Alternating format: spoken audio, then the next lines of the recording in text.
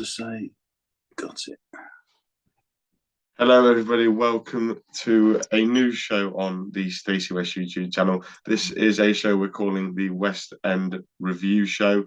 I'm your host, Jake. I will be here week in, week out, but I'm also joined by a new face. He might be familiar to you if you're on the Twitter realms. This is Mr. Chris Conrath. Chris, how you doing, mate? Good morning. Yeah, very good. Thank you. Good to see you, Jake.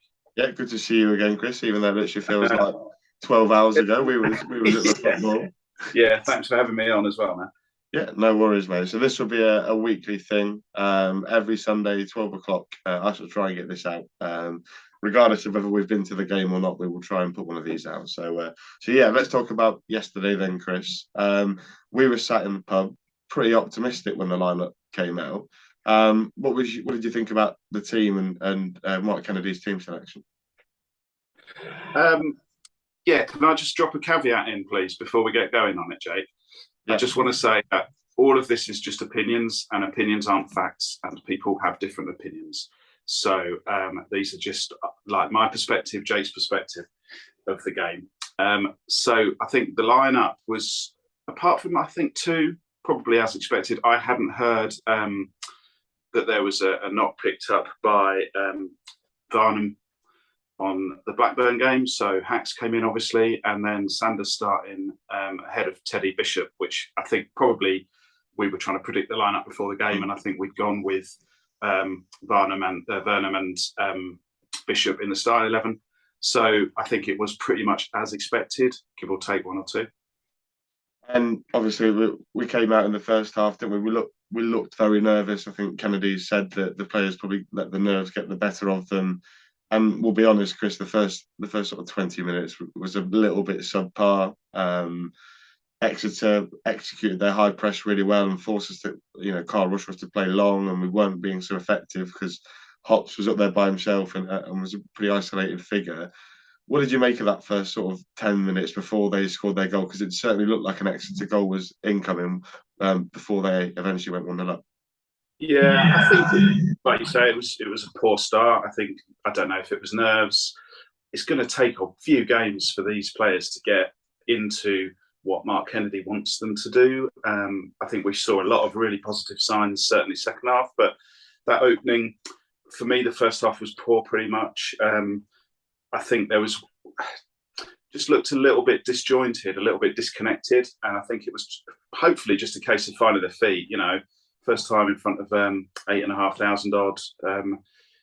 First game of the season. It's really hard to get a barometer of actually what it's going to look like in 2 or 3 months' time, based on a few pre-season friendlies in the first game of the season.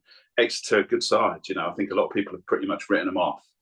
And I think, like you said, that high press is good. They've got some good players. I was really impressed by their left-sided centre back, the number 5, whose name escapes me at the minute, but their forward's good, so they were a pretty good team. And the goal came, Sam Nombe on the shoulder of the last defender. We had that all afternoon, didn't we? The hint of offside, whether it was offside or not, we won't know. The linesman didn't give it. The issue that we had for the goal, Chris, is that Paudie O'Connor just seemed to stop in his tracks, put his hand up as if he was going to the game was going to be stopped. But it was a good finish, to be fair, from Nombe, and not really a lot that Rushworth could have done. No, it was a good goal. I think, like you touched upon there, my biggest frustration was that O'Connor just stopped waiting for an offside, and we were saying it at the time in the stands. Play to the whistle. You get your tackle in, and then if it's offside, it's offside. But that I found quite frustrating. It was just a case of like, I'm going to just stop and put my hand up because I think it's going to be offside. We were playing quite a high line, which I think is quite different from Appleton of last season. His team. We were pushing quite high up the pitch, and that did leave us a little bit exposed. And pace at the back is a concern for me at the moment. We haven't got a Cohen Bramwell pacey player that's going to get back in and cover if we are pushing forward and playing that high line. But good finish, not a lot keeper could do. And then that sort of last half an hour, 20 minutes of the first half. Sorry. It was better, wasn't it? You could see that Kennedy had probably put a little bit of his imprint on the team in that second period, and probably just about shaded it. But then, given half time, Kennedy must have put the proverbial rocket, I think you described it as on Twitter, into the players, and And, what was it, 5-6 minutes into the second half, Akiba Delican puts an early ball into the box, and Tom Hopper, does he mean it? Does he not? It's an outstanding header, regardless. Loops over Scott Brown and into the net, and a bit of bedlam in Sinsel Bank. What did you make of the goal? Because I was really impressed with Hakeem Delican coming in off the line and making a cross. That switch over from Scully playing on the left to Hacks then going out on the left worked a bit of a genius, didn't it? Yeah, it was. I think Kennedy certainly impressed me with whatever he did say at halftime, because it was a totally different team that came out, much more aggressive, much more desire about them, much more application. I think you're right, that switch with Hacks and Scully worked. We'll come on to Scully on that right side shortly, I'd imagine. But I think, for me, I'll always go with the striker and say that I think personally Hops meant it. He looked around after he'd sort of done the little flick of the header as if to say, is that going to go in? Great goal, really good goal, really impressive. What I was really impressed with as well was getting crosses in the box. You've got a striker like Tom Hopper. He's great in the air. He's either going to cause some trouble and draw defenders so that other people have got space, or he's going to win headers outside the box as well. He's picking up free kicks all over the place. So, yeah, really, really good goal. And from then on, there was only one winner in my eyes. Just prior to the goal, I think Exeter had a chance, didn't they? Could have gone 2 up.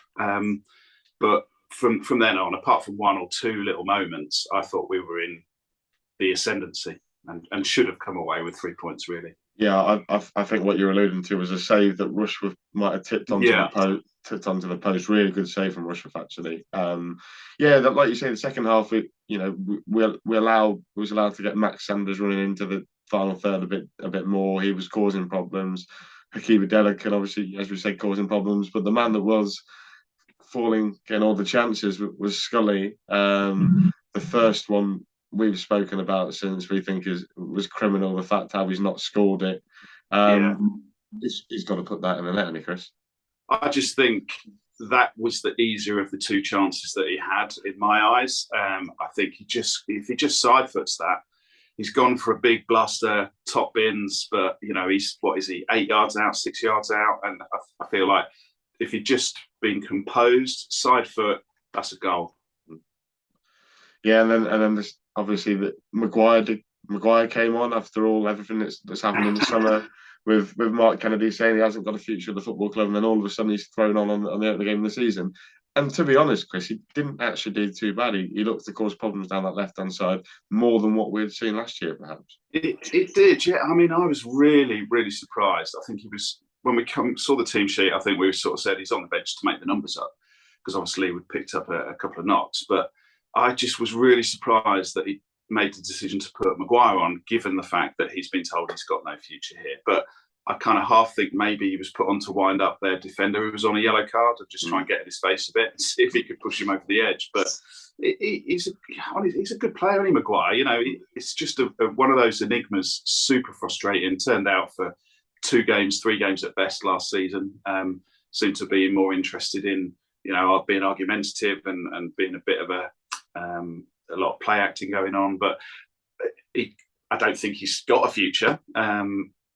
But it was, he certainly, I mean, he had a good chance there. He had a good shot at the end that, on any other day might have flown in. But he came on and applied himself. He didn't come on and just strut around like I'm the big Chris Maguire guy, which is what he did a lot of last season. I don't know where he goes, moving forward for us at Lincoln City. Can't imagine he's going to be here come the end of the window, but at least he came on and tried to do something. Yeah, and then we had one more opening towards the end of the game as well. Obviously, the chance fell to Scully, wasn't able to convert it. This one was probably a little bit more difficult given the fact that the number of players in front of him, but still it looked like he had to score from where we were sat, didn't it? Yeah, I think you're right. There was a big cluster of players in front of him. I think if he'd have maybe, because he sort of dragged it back at one point, and I thought he's just going to try and get some height on it, which would have probably caused a bit more problems for the keeper. I think it was the keeper that stopped it, actually. But like I said, that first chance he had for me was the chance. It was a bit scrambly, that late chance he had. And he really, it's his bread and butter, isn't it? Last season, he's probably scoring those. And the season before, he's probably scoring those. But it's one of those days for him. he's in positions and we're creating chances. I suppose that's the positive way of looking at it. Yeah, definitely a game of two halves where probably a draw, it's probably the fair result. Hakeeb won the sponsors man of the match. I'll come on to you. I disagreed with that. I think we have the same man of the match. Who did you give the honours to? Yeah, I think there was a few that really played well. I think Sanders, particularly second half, I thought he was excellent. Hakeeb was really impressive. My man of the match by quite some distance was Sorensen. I think he has really, we was at the Blackburn game. Yeah, it's a friendly. I get all of that, but he looked good then. He's just got a great engine, great energy, and I think what I liked to an extent was quite late on in the game he flew into a tackle which he got a yellow card for, but in the sort of 88th 89th minute, whatever it was, to be still having that drive, that commitment, that desire in their half to stop them getting forward, to stop them countering was really good to see. So he was by far my man of the match, and I hope he continues to progress, because we've all said that Bridcut role is the one that we really need to fill. Maybe we've got someone that can grow into that role and start to be really impressive. What I have to say that I really liked with Lass was when we were picking up free kicks in that middle part of the park, he was on it and he really wanted to get it moving forward quickly. And there was a couple of times where he was balling out Robbo at left back because he hadn't moved in and ahead into a bit of space, where he just wanted to play him down the wing and get him going. So I really liked the fact he was thinking forward, he was thinking quick, and wanted to get things going. So yeah, I thought he was outstanding yesterday. That is all for the first version of the West End Imps review show. Thank you, everybody. Thank you for Chris, first and foremost, for being up at 9 o'clock on a Sunday morning to record this. This should be a weekly thing. Whether we get to the games or not, me and Chris will get together and put one of these videos for you. Regardless, we are looking to be at most games, aren't we, Chris? Yeah. So yeah, thank you for watching. Please make sure to like, comment, subscribe. We're on the road to 1,000 subscribers. So all the subscribes, all the likes, all the comments are massively appreciated. And until next time, we will see you later.